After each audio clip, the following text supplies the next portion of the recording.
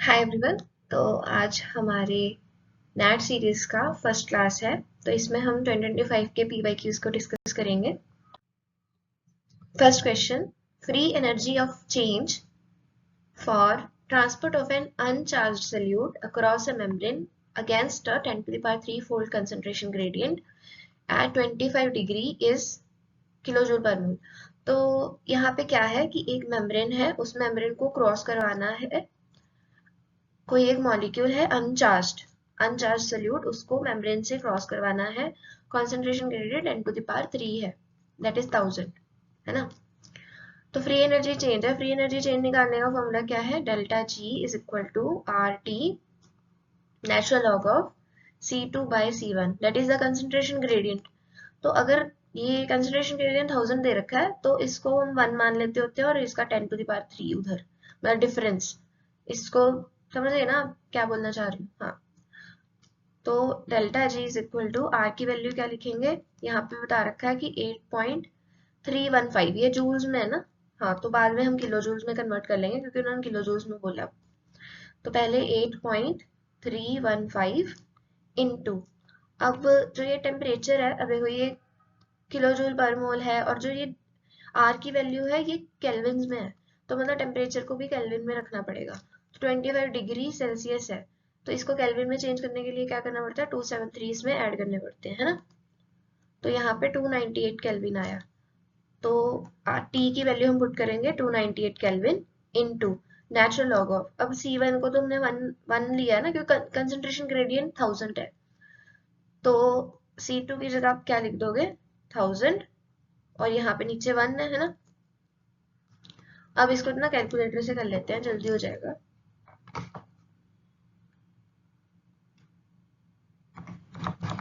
Natural log of 1000, इसको हमें multiply करना पड़ेगा 298 के साथ, एंड फिर मल्टीप्लाई करेंगे 8.315 के साथ। तो आपके पास ये बन रहा है 17116.5, लेकिन ये हमारे पास आंसर आया है जूल में। ठीक है, यहाँ पे केल्विन था, पर केल्विन माइनस वो कैंसिल हो गया, बचा गया आपके पास जूल पर मोल। लेकिन आपको आंसर किलो जूल में देना है, तो किलो जूल में आंसर देने के लिए क्या करना पड़ेगा, इसको 1000 से डिवाइड करना पड़ेगा। तो जब आप इसको 1000 से डिवाइड करोगे तो क्या बन जाएगा 17.1, और 2 डेसिमल प्लेसेस तक राउंड ऑफ करना है। तो 17.1, और यहाँ पे एक और आएगा ना, तो ये 1 है, इसके आगे 6 है, तो इसमें एक ऐड हो जाता है, राउंड ऑफ करेंगे 17.12 किलो जूल पर मोल आपका आंसर आ जाएगा। तो यहाँ पे क्या बन जाएगा 17.12। नेक्स्ट क्वेश्चन देखते हैं।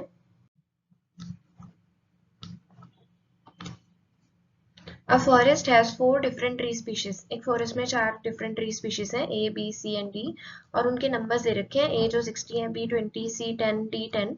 तो इनका शेनॉन बायोडाइवर्सिटी इंडेक्स निकालना है ट्रीज का फॉरेस्ट में। ठीक है, तो शेनॉन बायोडाइवर्सिटी इंडेक्स का फॉर्मूला क्या होता है, समीशन, ये negative summation of PI into natural log of PI।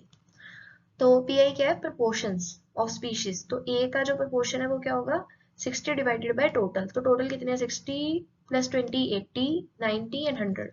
तो 60 बाय 100 मीन 0.6। तो इसी तरीके से B का प्रपोर्शन 20 बाय 100 दैट इज 0.2। ऐसे ही 10 बाय 100 मीन 0.1। तो इस तरीके से इनके प्रपोर्शंस निकल गए। ठीक है, अब इनको हम फॉर्मूला में सब्स्टिट्यूट करेंगे। नेगेटिव ऑफ PI, A का प्रपोर्शन क्या है 0.6, नेचुरल लॉग ऑफ 0.6 प्लस, उसके बाद B का proportion 0.2 into natural log of 0.2। ठीक है, प्लस फिर 0.1 into natural log of 0.1 plus फिर अगले का D का, that is natural log of 0.1। अभी हम कैलकुलेटर से करेंगे तो ये ओवरऑल बाहर एक नेगेटिव है। इसका आंसर क्या आ रहा है, इसको मैंने कैलकुलेट कर रखा है, दैट इज 0.306। इसका आंसर आ रहा है नेगेटिव ऑफ 0.322। इसका आंसर आ रहा है 0.202। इसका भी same negative of 0.2302।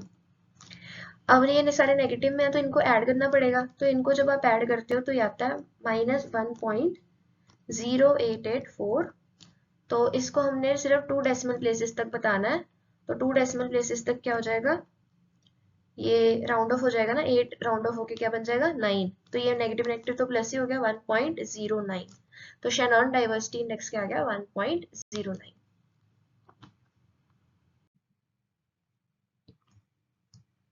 In a plant species, the genotype DDEE is crossed with the genotype small d, small d, small e, small e.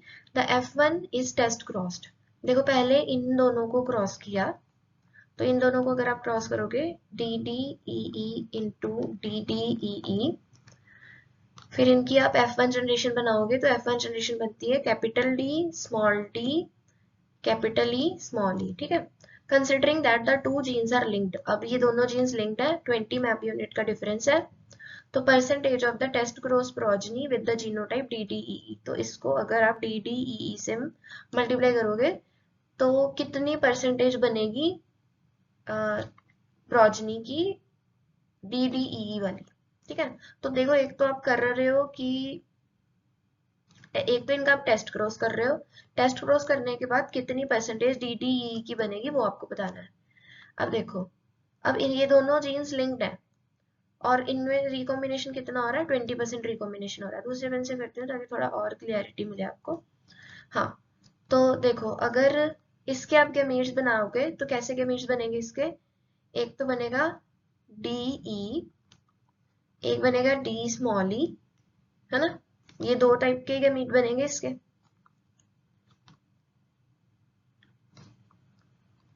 और एक ये वाले बनेंगे स्मॉल,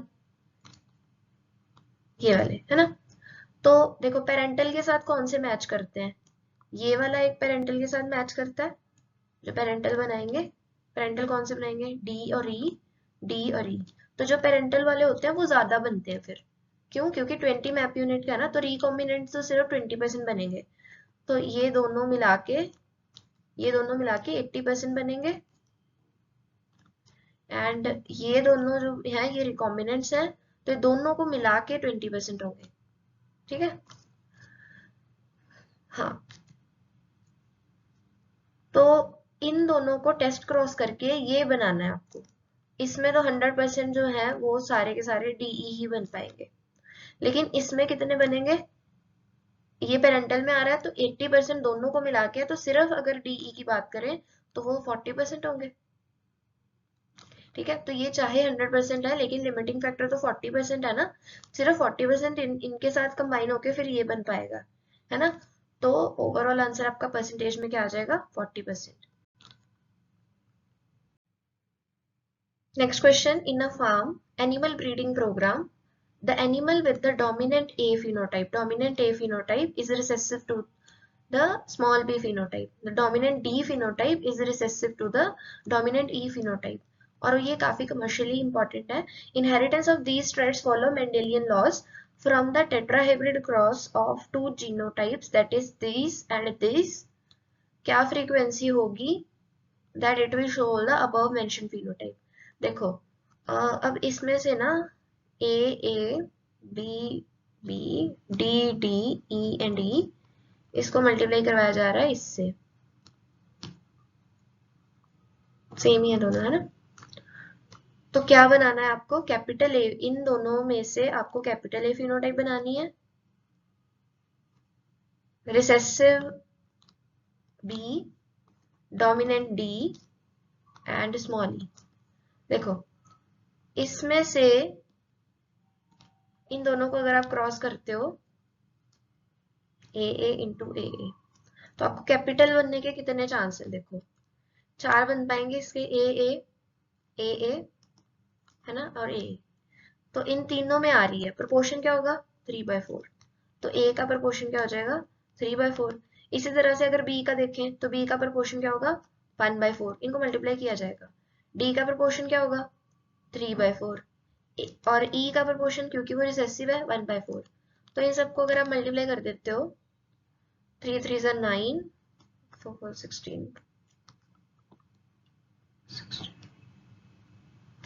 64, इंटू 4 16 256 ना 256 और आपको इसको वो डिवाइड भी करवाना पड़ेगा डिवाइडेड बाय 256 तो इसका जो बन रहा है वो बन रहा है 0.035156 इस तरीके से बन रहा है लेकिन आपको राउंड ऑफ करना है 3 डेसिमल प्लेसेस तक तो 3 डेसिमल प्लेसेस मतलब यहाँ तक ये 1 है तो कुछ फर्क नहीं पड़ रहा तो 0.035 ये आपका फाइनल आंसर हो जाएगा The wavelength of a photon emitted during a transition from n is equal to 3 to n is equal to 2 state in the hydrogen atom is ये नैनोमीटर में इसकी वेवलेंथ निकालनी है तो इसका रेडबर्ग का फॉर्मूला यूज होगा 1 by lambda is equal to RH upon नीचे HC Planck's constant into C और 1 by n1 का स्क्वायर 1 माइनस 1 by n2 का स्क्वायर ठीक है तो ये n2 है ये n1 है ट्रांजिशन हो रहा है n1 to n2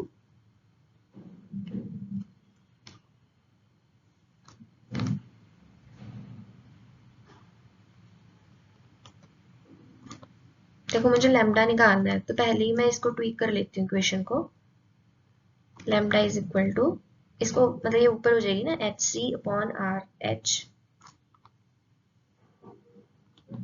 इसको ट्वीक कर लेंगे तो ये बन जाएगा n1 square into n2 square upon n2 square minus n1 square ठीक है तो अब इसमें वैल्यूज पुट करेंगे देखो वेवलेंथ नेगेटिव में नहीं आ सकती कभी भी तो यहाँ पे देखो बड़ा कौन सा है n2 माइनस n1 तो मतलब हम 3 को n2 बनाएंगे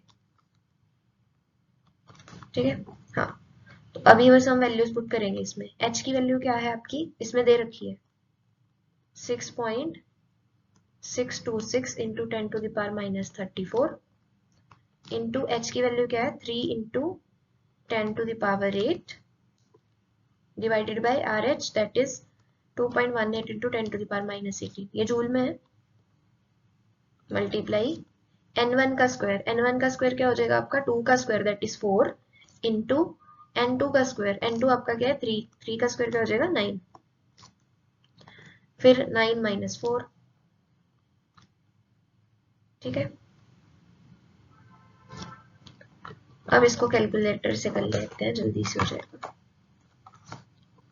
6.826 into 3 into 4 into 9 whatever is coming divided by 2.18 divided by 5 तो ये हमारे पास आंसर आ रहा है 67.6338 इंटू अब देखो ये इनकी पावर्स का भी हमें करना पड़ेगा ना तो ये आ जाएगा -34 प्लस 8 ये माइनस का 18 है ऊपर जाके ये प्लस का 18 हो जाएगा ठीक है और यहाँ पे हमारे पास आंसर किस में आएगा मीटर में आएगा लेकिन हमें नैनोमीटर में निकालना है ठीक है पहले मीटर में ही निकालते हैं -34 प्लस 8 प्लस 18 दैट इज ये आ रहा है हमारे पास -8 ये आंसर आपका मीटर में आ रहा है तो मीटर को नैनोमीटर में करने के लिए क्या करना पड़ता है डिवाइड करना पड़ता है 10 to the power -9 से तो ये नैनोमीटर में बन जाएगा